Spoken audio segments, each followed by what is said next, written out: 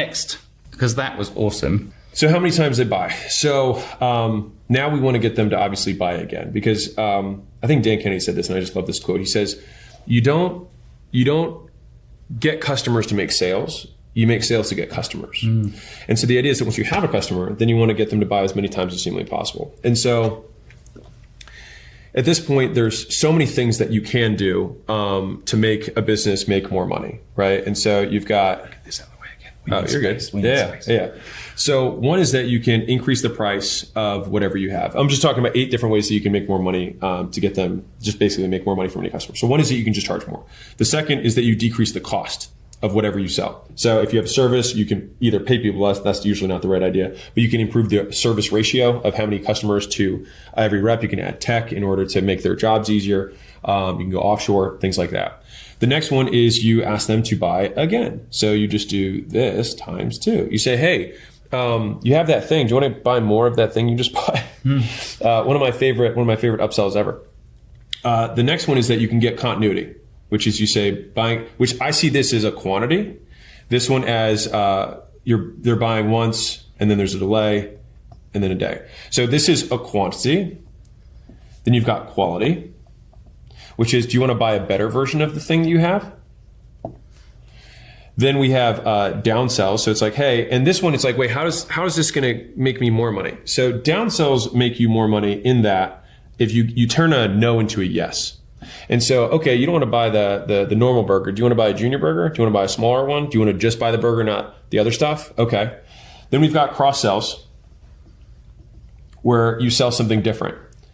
So I'll go through this whole example real quick, but with a burger store, because everyone can understand it. So I can take my burger and make it more expensive. I can lower the cost of each burger for myself. I can get them to buy 2 burgers.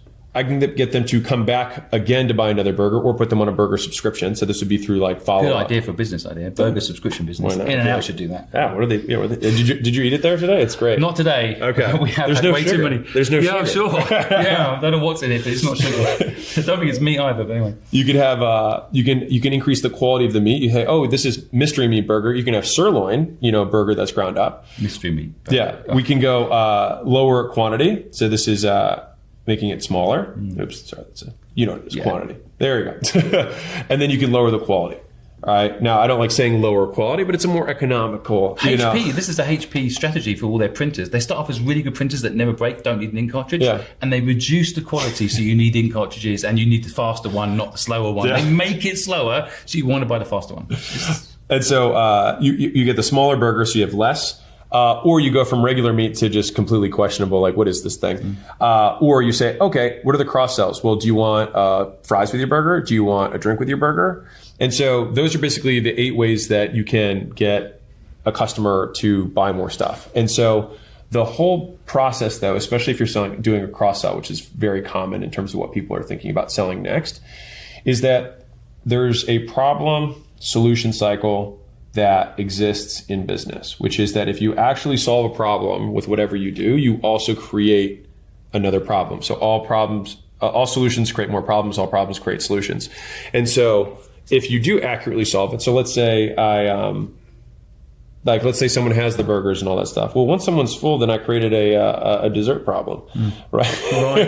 Which I can solve, with my milkshake or my ice cream cones or whatever, right? Just to use the very simple example. But if I solve the traffic to someone's site, then the next thing they're going to need help with is sales. The next thing they're going to need help with is delivery. There's always going to be something else that's going to happen. If you help someone lose 20 pounds, the next thing they're going to want is they're going to want to tone up, or they're going to want new clothes. There's a ton of things that happen as a result. But there's another piece that I'll bring up here, which is something that I have learned over and over again, which is that people enter hyper buying cycles.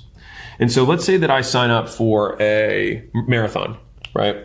If I decide I'm going to start a marathon, and then I go to the shoe store, the running shoe store, and I say, hey, I want some running shoes. If that business owner, it's like, well, they just bought the running shoes. I don't want to scare them away. I don't want to seem too salesy.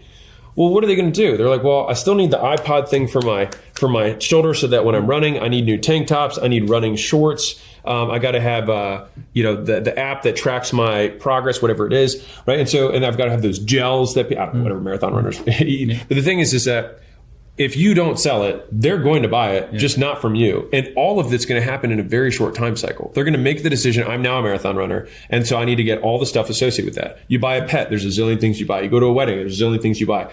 Like whenever someone makes a decision to enter it, like basically they have a new identity that then associates with whatever purchases they're going to make, they enter this cycle where they just buy lots of stuff.